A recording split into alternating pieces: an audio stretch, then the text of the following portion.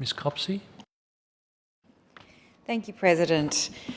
I rise tonight to speak on the Victorian Auditor General's Office's recent audit improving bus services. Victoria's Bus Plan was an ambitious document.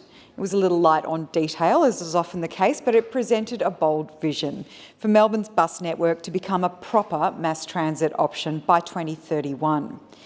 Now, about 2/3 of Melbourne is not within reach of train or tram service, which means that buses are a critical component of a comprehensive public transport network.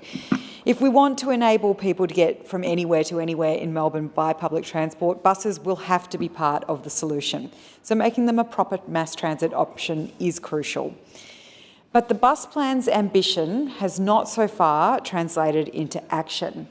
Despite some promising consultations on significant reforms in Melbourne's north and northeast that took place in late 2022, the only real action we've seen is tinkering around the edges. A new route in a growth suburb here, a few extra services on the weekends there. It's all very welcome, but it's not serious reform. And VAGO's verdict is clear. Routine planning and management will not deliver the mass transit ambitions that are set out in Victoria's bus plan.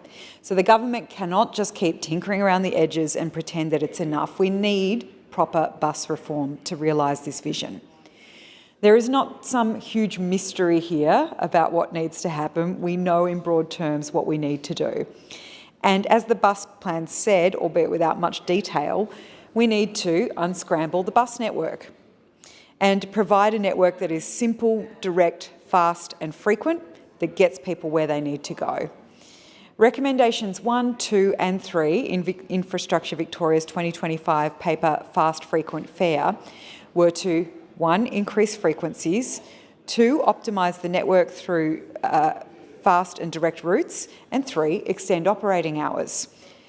Community campaigns are already doing the work, mapping out what this can look like in some areas. Friends of the Earth Better Buses campaign has come up with a detailed map of what a reformed network in the western suburbs could look like, a grid structure of fast and direct routes focused on the arterial road network.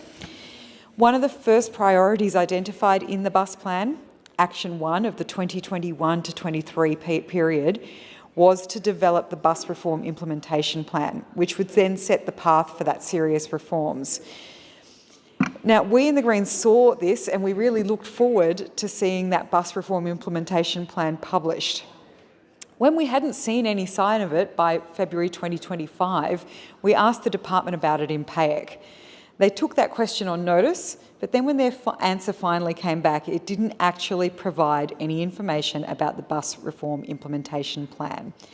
Instead, the Secretary waffled on, sadly, about the incremental changes to the bus network that have been made recently, and then closed with a generic statement about providing robust advice to the government and then claiming executive privilege on that advice. So nothing about the bus reform implementation plan specifically. So the Greens are left with the impression that this document was just simply never created, just like the integrated transport plan that's required by our Transport Integration Act 2010 that has never been created. That it is yet another casualty of this government's poor record on transparency and on planning. But what VAGO's audit has revealed is that the implementation plan does exist. It's just never been published.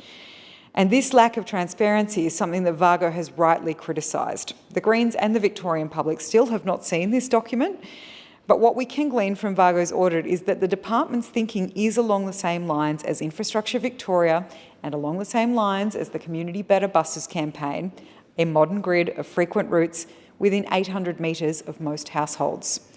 We all know what needs to be done to make buses a real mass transit option for the people of Melbourne, but so far Labor has just lacked the political will and prioritisation to do it. Our newly minted Premier Ben Carroll was the minister responsible for producing Victoria's bus plan, and I actually raised it with Mr Carroll in one of the first meetings that I had when I took on the public transport portfolio for the Greens in person, and he seemed well across the issues. Now, at the time, I think he was stymied by a Premier and a Treasurer who wouldn't let him implement this vision for bus reform in Melbourne. But now he's in the top job and the buck stops with him. So it will be a test of his leadership whether we see a bus network delivered that meets Melbourne's needs, or if we continue with one that neglects 2/3 of Melburnians that are stuck with a subpar system. Ms. Bright.